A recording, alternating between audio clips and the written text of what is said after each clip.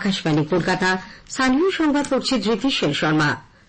উত্তর দিনাজপুরের চোপড়ায় বিবাহ বহির্ভূত সম্পর্কের জেরে দুই তরুণ তরুণীর সালিশি সভায় মারধরের ঘটনার পর রাজ্যপাল সিভি আনন্দ বোস আজ শিলিগুড়ি গেছেন। দিল্লি থেকে বিমানে বাগডোগরা পৌঁছে সড়ক পথে তিনি যান শিলিগুড়ি স্টেট গেস্ট হাউসে। এরপর তিনি কোচবিহারে যে নির্যাতিতা মহিলাকে বিবস্ত্র করে মারধরের অভিযোগ উঠেছিল তার সঙ্গে কথা বলেন।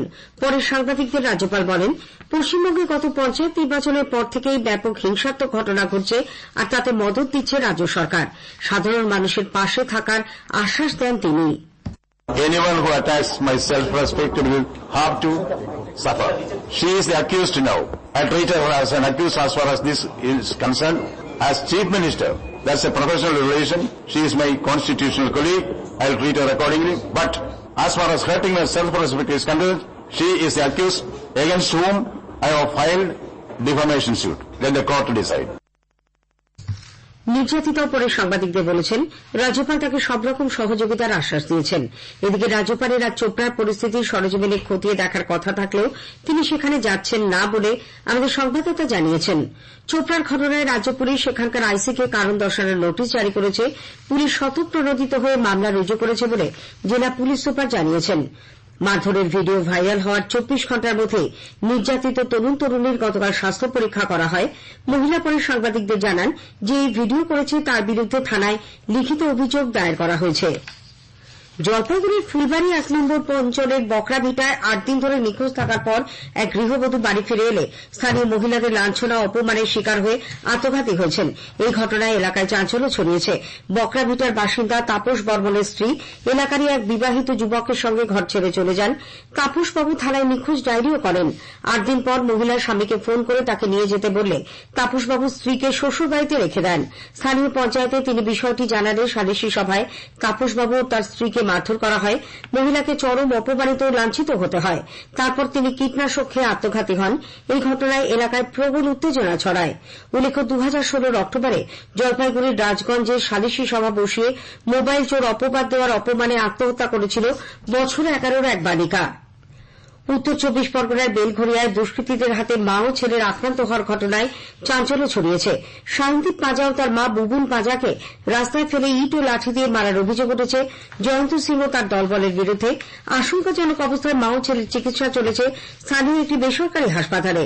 শাহিনদীপের সঙ্গে প্রীতম কাহার নামে এক ব্যক্তির পুরনো ঝামেলার জেরেই এই আক্রমণ বলে মনে করা হচ্ছে।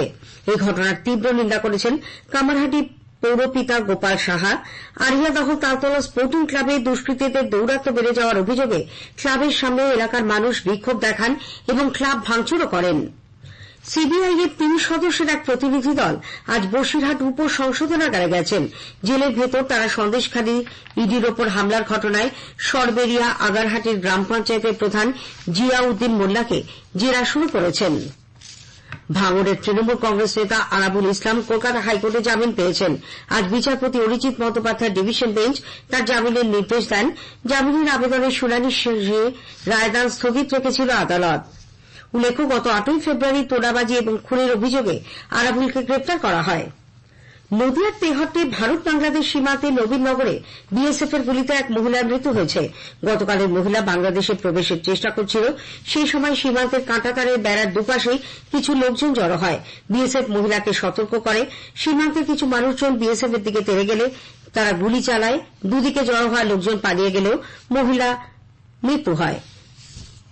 উত্তর 24 পরগনার গাবনা সীমান্তে 150 বোতল ফেন্সিডিল সহ এক পাচারকারীকে গ্রেপ্তার করেছে পুলিশ। তাকে বসিরহাট আদালতে তোলা হয়েছে। স্বরূপনগরের গাবনা সীমান্ত দিয়ে গতরাতে মোহাম্মদ আব্দুল হালিম সর্দার নামে ওই পাচারকারী 150 বোতল ফেন্সিডিল ভারত থেকে বাংলাদেশে নিয়ে যাওয়ার চেষ্টা করছিল। ধৃতের বাড়ি বাংলাদেশের সাতক্ষীরা এলাকায়। এদিকে মুর্শিদাবাদের শামশেরগঞ্জে নিষিদ্ধ সিরাপ সহ এক বাংলাদেশী যুবককে পুলিশ গ্রেপ্তার করেছে। নিমতিতা মোড় এলাকা থেকে ধৃত মোবারক আলীর বাড়ি বাংলাদেশের চাঁপাই নবাবগঞ্জে। তার কাছ থেকে বাজেয়াপ্ত হয়েছে 750 বোতল নিষিদ্ধ কাপ সিরাপ। ধৃতকে গতকাল বহরমপুরের বিশেষ আদালতে তোলা হলে 5 দিনের পুলিশ হেফাজতে পাঠানো হয়। সাসপেনশনের মধ্যেই কাজে যোগ দিলেন পঞ্চানন বর্মা বিশ্ববিদ্যালয়ের রেজিস্ট্রার আব্দুল কাদের সাফেলি। আজ সকালে তিনি ঘরে গিয়ে চেয়ারে বসেন।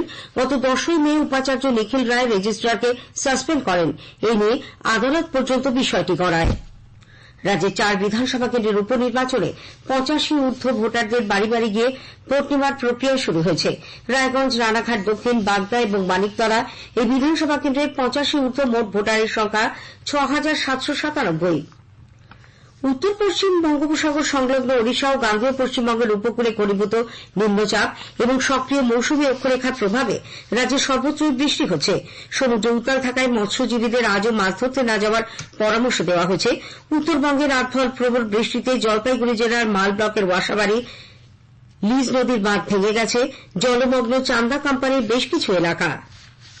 মোহনবাগান সুপার জায়ান্ট আজ কলকাতা প্রিমিয়ার লিগে তাদের প্রথম ম্যাচে ভবানীপুর ক্লাবের বিরুদ্ধে খেলবে। ব্যারাকপুর স্টেডিয়ামে খেলা শুরু বিকেল 3টে।